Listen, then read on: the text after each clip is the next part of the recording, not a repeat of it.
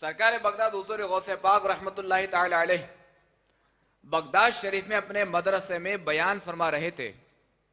شورکائے اجتماع میں ابو المعالی محمد بن احمد نام کا ایک بغدادی تاجر بھی شامل تھا۔ بیان کے دوران ہی اس کو حاجت ضروریہ نے ایسا تنگ کیا کہ مزید بیٹھنا دشوار ہو گیا۔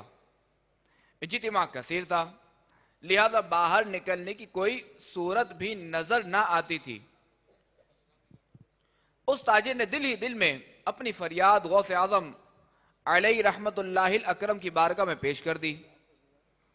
اس نے سر کی آنکھوں سے دیکھا کہ حضور غوث پاک رحمت اللہ تعالی علیہ نیچے اتر آئے پہلی سیڑھی پر۔ تو پہلی سیڑھی پر ایک سر آدمی کے سر کتنا ظاہر ہوا، پھر اور نیچے اترے تو کندھے اور سینہ ظاہر ہوا۔ آپ رحمت اللہ تعالی علیہ اسی طرح سیڑھی بہ سیڑھی اترتے گئے، یہاں تک کہ کرسی پر ایک صورت سرکار غوث پاک رحمت اللہ تعالی علیہ کی ظاہر ہو گئی، جو لوگوں کے سامنے آپ رحمت اللہ تعالی علیہ ہی کی آواز و انداز میں کلام جاری رکھے ہوئی تھی۔ اس بات کو سوائے اس شخص کے اور جس کو خدا نے چاہا اور کوئی نہ دیکھتا تھا۔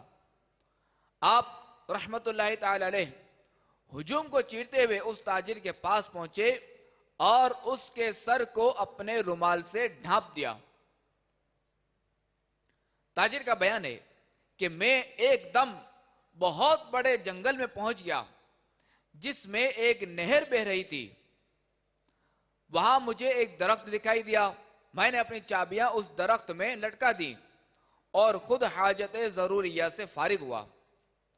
اس نہر سے وضو کیا اور 2 رکعت نفل پڑھے۔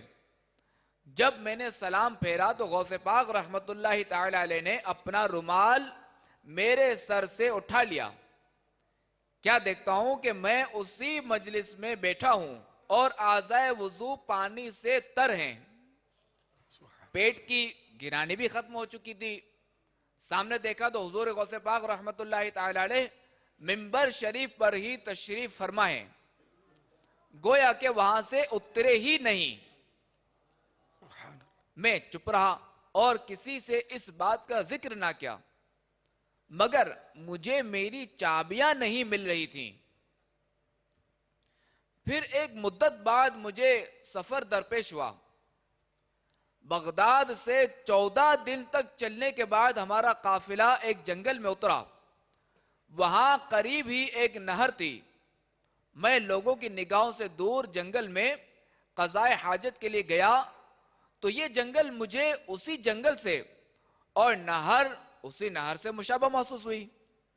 جب میں نے آس پاس دیکھا تو قریب ہی ایک درخت پر میری گم شدہ چابیاں لٹکی ہوئی مل گئی۔